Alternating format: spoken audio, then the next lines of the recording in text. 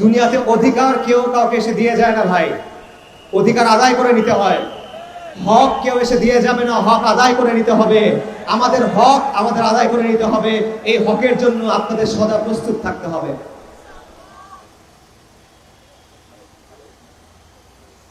আমরা এই বাস্তবতা ওদেরকে স্বীকার করাবো। আমরা এই জাতির একটা শক্তি, আমরা এই সমাজের একটা শক্তি, আমরা এই দেশের একটা পক্ষ। ওরা এটা মানতে চায় না, ওরা এটা অস্বীকার করতে চায়, আমরা ওদের বাধ্য করবো এটা মানাতে ইনশাআল্লাহ। আমি শেষ করার আগে কিছু কথা বলি। আপনারা জানেন যে ওরা আমাদের বিরুদ্ধে মিথ্যা মামলা দিয়েছে। কেন মামলা দিয়েছে? দেখেন, আমি আল্লাহর অত্যন্ত নগণ্য একজন বান্দা। আল্লাহর অসংখ্য অগণিত মাখলুকের মধ্যে আমি একজন গুনাহগার নাফরমান বান্দা। আমার কোনো বিশেষত্ব নাই। একটা মাত্র কারণে তারা আমাদের বিরুদ্ধে মামলা দিয়েছে, কারণ আমরা দ্বীন ইসলামের কথা বলি, আমরা সমাজ ও শাসনে ইসলাম কায়েমের কথা বলি, আমরা পূর্ণাঙ্গ ইসলামের কথা বলি, কোনো আপোষহীন ভাবে বলি, রাগঢাক ছাড়া বলি। আমরা ওদের বানানো তন্ত্র মন্ত্রের বিরুদ্ধে বলি। এই কারণে তারা আমাদের বিরুদ্ধে মামলা দিয়েছে, আর কোনো কারণ নাই। যদি আল্লাহ দ্বীনের জন্য কথা বলার জন্য মামলা দেয়, যদি এই দ্বীনের জন্য কথা বলার কারণে আমাদের বন্দী হতে হয়, যদি গুম করা হয়, যদি হামলা করা হয়, যদি হত্যা করা হয়, আলহামদুলিল্লাহ, আমরা তো এই জিনিসটি আল্লাহর কাছ থেকে খুঁজতেছি।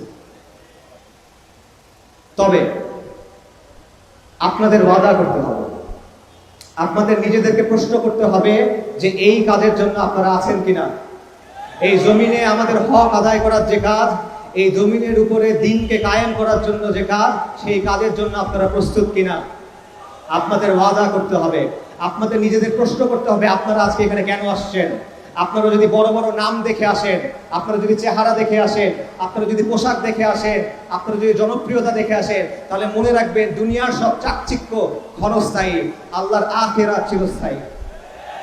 আপনারা যদি বড় বড় নাম দেখে আসেন, জনপ্রিয় মানুষের চেহারা দেখে আসেন, বক্তার জন্য আসেন, সেলিব্রিটির জন্য আসেন, আমার জন্য আসেন, আর কারো জন্য আসেন, তাহলে মনে রাখবেন প্রত্যেকটা মাখলুক নিঃশেষ হয়ে যাবে, আর আল্লাহ আল হাইয়ুল কাইয়্যুম। তাই আপনাদের নিয়তকে খালেজ করতে হবে, আপনাদের সংকল্প করতে হবে, এই দ্বীনের জন্য আপনারা কুরবানি করতে রাজি কিনা, এই দ্বীনের জন্য আপনারা সবর করতে রাজি কিনা, এই দ্বীনের জন্য আপনারা দুনিয়াকে বাদ দিতে রাজি কিনা, এই দ্বীনের জন্য আপনারা নিজের পছন্দকে বাদ দিতে রাজি কিনা। যদি আপনারা ওয়াদা করেন, তাহলে আমি ওয়াদা করতেছি ইনশাআল্লাহ আমরা আল্লাহর কাছ থেকে দুটা কল্যাণময় পরিণতির যে কোনো একটা পাবো। আসসালামু আলাইকুম।